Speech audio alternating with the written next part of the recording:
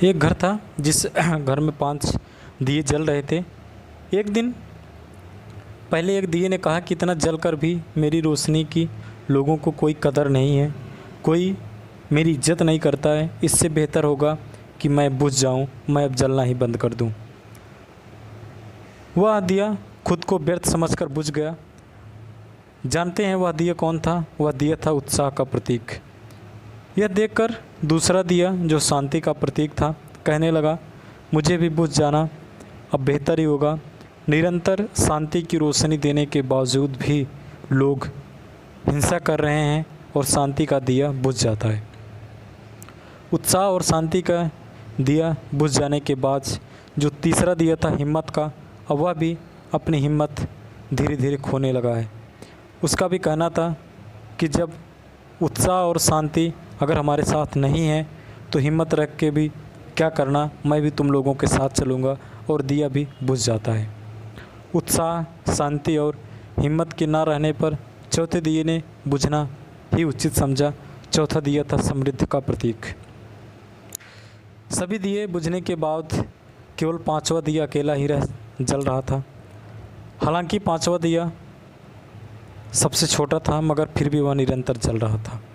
इन चारों दियों उत्साह, शांति, हिम्मत और समृद्धि अब उसका साथ छोड़ चुके थे, लेकिन वह फिर भी निरंतर जल रहा था।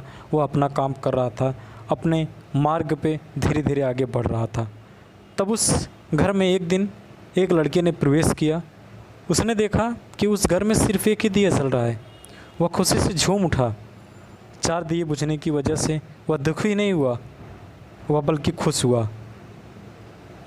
वह यह सोचकर बहुत ज़्यादा खुश हुआ कि कम से कम एक दिया तो जल रहा है, 4 बुझ गए तो क्या हुआ, उम्मीद की एक किरण तो जल रही है, कमरे में रोशनी तो है कम से कम। उसने तुरंत 5वां दिया उठाया और बाकी के 4 दिए को फिर से जलाना शुरू कर दिया।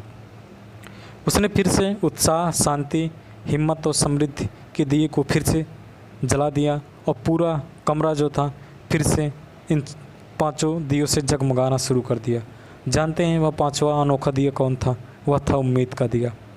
इसलिए अपने घर में, अपने मन में हमेशा उम्मीद का दिया जलाए रखिए। चाहे सब दिए बुझ जाएं, लेकिन उम्मीद का दिया कभी नहीं बुझना चाहिए।